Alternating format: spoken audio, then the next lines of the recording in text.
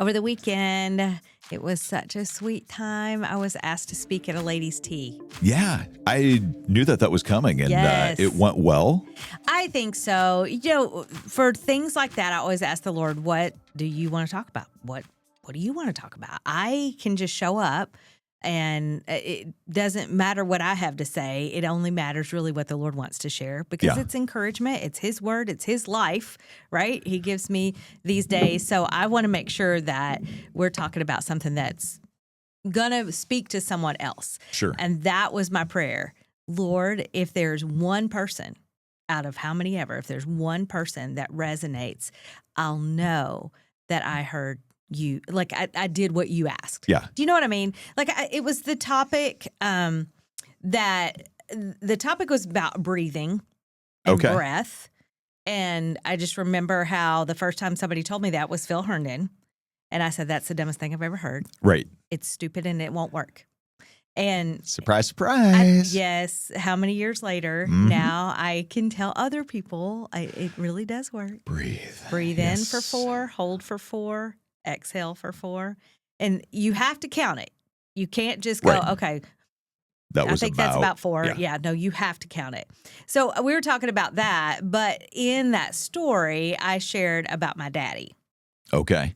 And then at the end, I shared, do you remember Daniel Komen, the author that authored Breath of Life? Yes. He's a Dutch guy from Yes, Canada. I do. Do you remember? We loved him. Yeah, he was great to on our talk show. to. Yes. Yeah. So I had been reading his book again, Breath of Life. Okay. Tremendous book. A matter of fact, I was like, we need to have Daniel back on and talk about that. But I was listening to that because I was listening to the audiobook, and it was so refreshing to once again think about Ruach Elohim, the very nature of God that hovered over the waters in Genesis 1-2, and how in God's character, the names of God, they change to reflect different parts of his character. Yeah. And at one point, his character Yahweh comes into the story of creation when he's creating Adam and breathing into Adam, and Yep. hence all mankind. And if you remember, Daniel talks about Yeah. in our breath. It's the very design of God. So that was how we ended it. But the cool thing was, after that part was over, a gal came up and said, I want you to know I was there. Now, this is the part about my daddy. Okay. I was there in a place where I wanted to take my own life. Hmm. And not only did God stop me, but he saved me. Wow. And Like she said, eternally, not just eternally physically, saved. but yeah. And she said, there's a reason I'm here today. There's a reason you're here today. That was exactly what I needed to hear, and I've not shared that with anyone else. Wow. And I said, oh, Lord. And that's when you did your little happy dance. There you isn't are. it? Yep. There you are. So that was precious. The whole morning was pink. Oh, right up your alley. So, I mean, it was destined for greatness. She had done, the gal who owns and invited me, Linfield Gardens here in the area, just does a tremendous job with loving people well and setting things up decoratively so you feel, yay. Yeah. And it was pink. And you felt like a princess, I'm sure.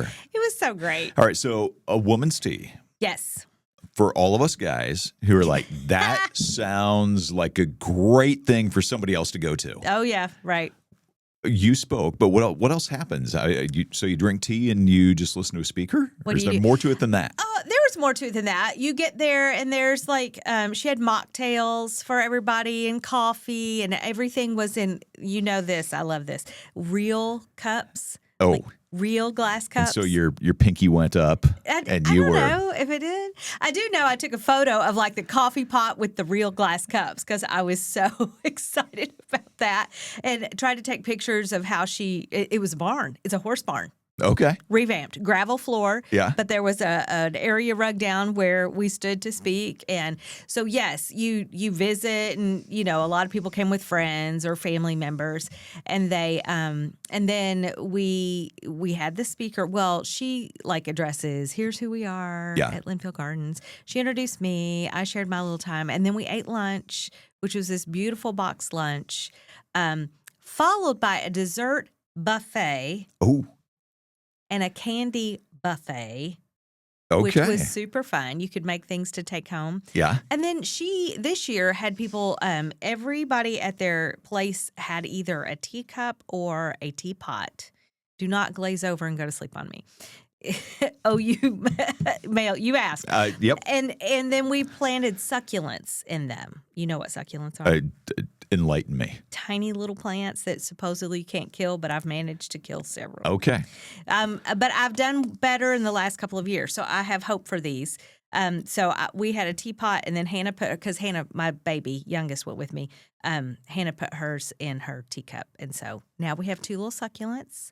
And then you just visit some more, take photos. Okay. Do all the things. A little bit of an encouragement, networking, Yeah. pamper yourself a little bit kind of thing, sounds Just like. a sweet morning. It Nice. started at 10, and there were ladies there at 9:30.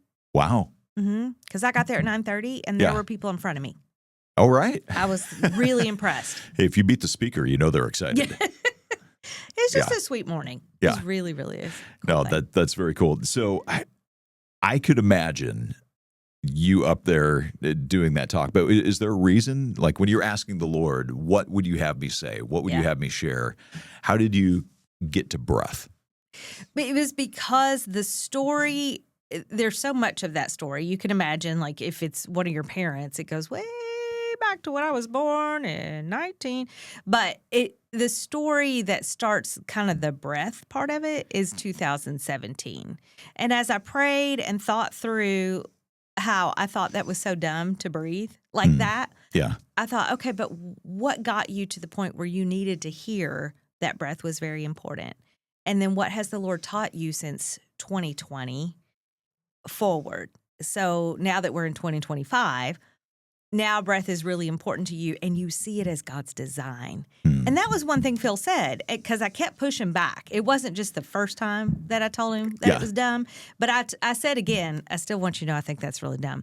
And he said, you have to understand that your breath was given to you by God, and breath connects you to the Almighty in a creative way because of what he did. And I was like, very quiet. Hey, Pastor Phil. Very yeah. quiet. Because he's 100% right. Yeah.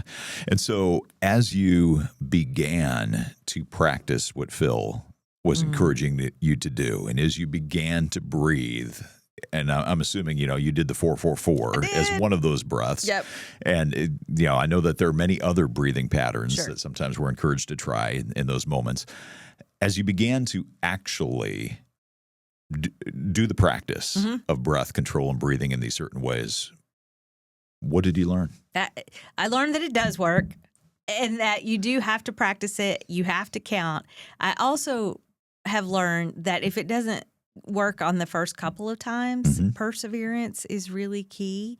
I still have this crisis of the faith every time I feel like if it's anxiety or an anxiousness that comes on and I think, well, I need to start that breathing pattern, I still in my brain go, this is dumb and it doesn't work. But because I know better, I go ahead and enter the exercise. But I realize I have to persevere. And if the first couple of patterns don't work, like keep going. Because oftentimes it's at night when I lie down and I can't, like all of a sudden, it's been the weirdest thing, Steve, just in the last couple of weeks. Like anxiety hits me and I'm fine. I am totally fine. And I lay down and it's like these little nerve endings from the bottom of my feet to the top of my head. I'm like, okay, why? It's time to go sleep. You're tired. What's this all about?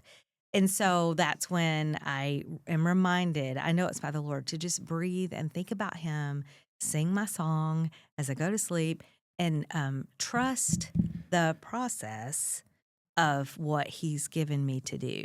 So I have learned that you must persevere. Yeah. And when you say, I've learned that it works, what's works? Yeah. What's success? Because I think sometimes if we don't, in a sense, define that, I'm like, well, if I just start breathing correctly, all my problems go away. Oh, It's yeah, like, Calgon, take well, me away. And that's not necessarily the way it's going to work out. not necessarily.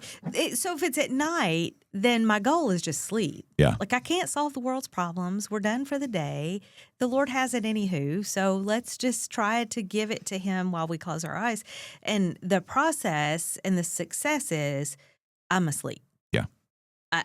Because I invariably will wake up about 2.5 hours later, and I realize I've been in very deep sleep. And the last thing that was on my mind is, well, this isn't working. And I wake up and I've been in deep sleep. So, yes. Okay. That's So what I learned. That's what you learn at night. Mhm. Yeah, or that's the goal. That's what works. You ever have to do this during daylight hours? Are you watching me right here? That's why I asked that question, because like I kind of know you. It's becoming a little more and more. And I think it's because I realize that it helps the, how do you say this without sounding really weird? It helps with grounding, if that makes sense. So if anxiety comes on you, or if you're just trying to stay focused, sometimes it's just focus. Yeah. You need something that the Lord's already given you to get that back in order. And meaning like I'm out here, Yeah. because like you said, you know me, I'm like all over the place chasing squirrels. So if I need to really focus on something, then I need that breath so that I'm more present. Sure. I think that's a better word than centered, but I'm more present because I'm thinking about my breath, which means I'm right here in this moment. And it's just crazy how the design of the body, it is all cohesive. Yeah. And I never thought of that until these last few years. I'm like, yeah, okay, whatever. But now I need to know that. And the Lord is teaching me that. Yeah. One of the things that I've found is that in addition to the refocusing and the recentering, which sometimes I need, especially like that mid-afternoon slump, Mm-hmm. that those breathing exercises almost in a sense not only kind of recenter or bring me back to present, but almost help wake me up a little bit too. Does it really? Yeah. See, I'd be asleep like So, that. yeah, I don't know what it is about that, other than the fact that maybe Good. if when you kind of hit that afternoon slump, the breathing gets shallow and whatever, and all of a sudden now we're like thinking about posture, thinking about opening up the lungs, thinking about taking those deep breaths. I'm like, okay, I at least for a little bit now can keep going. Let's go. Yeah. Well, because you need oxygen, Yeah. and you said shallow breaths because we're not concentrating on breathing, because that is automatic, right? But Yeah. how did it start? Well, it started because the way God designed our bodies. And then when He breathed into Adam, and hence the rest of the population, since we all descend from Adam, then it's that breath that sustains until we take our last breath this side of eternity. So you think about the lack of oxygen you're getting when you're tired. Right. Your breath is more shallow. And then you stop and you take in those deeper inhales. Yeah, I could see where that'd wake you up. Yeah. I remember a number of years ago hearing about that when they hit the mid-afternoon slump. Huh. Not only the coffee, which I also need. Super And when you talked about coffee at this women's event, I'm like, okay, I could pass on the tea, but the coffee, that sounds good. But actually practicing breathing exercises has helped push through some of those mid-afternoon slumps. And Interesting. one of the things, though, that you touched on that I think was really fascinating, and would love to go back there for just a minute, is how we see the hand of God and we see the imprint of God, even in His name, Yes. even in breath. So, Yeah. when we talk to that author, and you have his name handy, I don't, but when we talk to that author about breath and kind of that, what do you think God was trying to show us or teach us in something like that? Yeah, I think it's His imprint all the way through. So even a doubter has to understand that the breath in your very lungs is designed by the one who created you. You haven't, it's just like Romans 1, where Paul is saying, we are without excuse because all of creation shouts the name of the Lord. The heavens declare the glory of the Lord in Psalm 19. We can see the fingerprints, if you will, of God. You Yeah. can see the evidence of who he is. Then he did his most prized creation, and that would be the human being, the one that he created in his image. Yeah. What he's reminding us with that breath of his name is that it is his very name that he evidenced in us so that we could see, we could understand. If we stop and think, Yeah. we can really understand that he has purpose for you, for Yeah. each of us. And every time I read that creation account and you read of God breathing that breath of life into man and into Adam, you think about how incredible that is. Yep. That here God has formed and fashioned man out of the dust of the earth and chooses to breathe his life into mankind. That first human being in that way. Like, man, what an incredible God. Only he would think of something like that. I mean, exactly. that type of thing, I don't know how would ever cross any of our minds. But yet God in his infinite wisdom said, this is the way I'm going to do it. Mm-hmm. Incredible. Yeah. Absolutely incredible. And Daniel, and I'll put in the show notes, I'll put the link to his book, Breath of Life, because this author is such a creative that he will paint with words a picture that your mind grasps, and you're thinking about what God has done in creation. Mm-hmm. He is the master creator. All creativity we have comes from him. And as he's doing all that's around us, and then he stops and he fashions out of the dirt Adam. Yeah. And he does that with words in the Hebrew that talk about pressing in, like taking the dirt, the clay, pressing that in to form man. And he talks about all that, the imagery of the Hebrew language and what the Bible is teaching us. And I'm just like, mind blown. Yeah. Because you see so much richness and depth in the Hebrew words that we kind of lose in translation with our English words. But when someone who understands that brings that out, you're just like, oh, Lord, you are majestic, you're amazing, you're creator. And then you gave us breath? Yeah. Come on.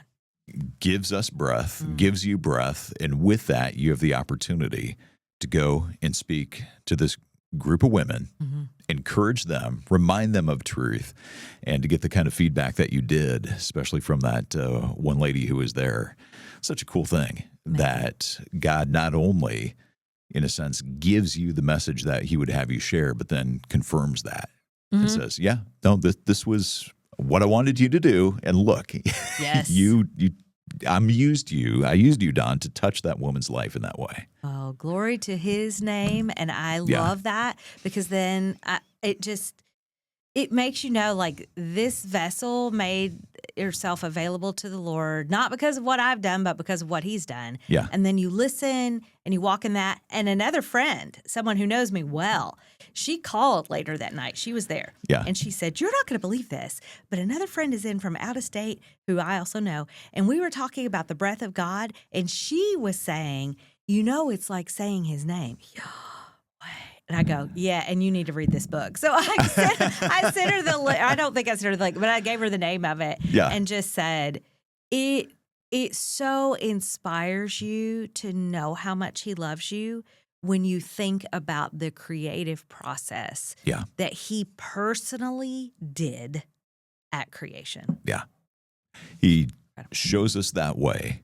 He shows us his love for us in sending of his son and Jesus going to the cross, his obedience, paying the penalty for sin on that cross, that invitation then that he gives to us to walk in that intimate relationship with him, where we get to, in a sense, walk hand in hand with him and experiencing that newness of life that comes only through him. And nothing greater than that.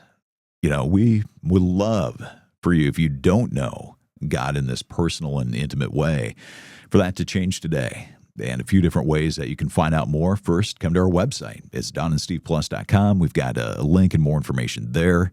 You can also go to needhim.org, and we'll have a link for that in the show notes, as well as information about this book that you were talking about. That'll get in the show notes as well, and information about one of the other things that keeps my life running, and that would be coffee. As I've already admitted just a moment ago, I do kind of run a little bit on that. And Raphael's Roastery, big thanks to them for their support of Don and Steve Plus. But nothing more important than knowing that you have that right relationship with God. You understand that you're deeply loved by Him, so much so that He sent Jesus to the cross to pay for your sin. And because Jesus rose again, conquering sin, conquering death, you can have forgiveness of sin and heaven after this earth. So find out more, donandsteveplus.com or needhim.org. Thanks for watching. Thanks for listening. On whatever platform you've connected on us with, hope you'll go ahead and like and subscribe, and that you'll join us and be our plus one next time.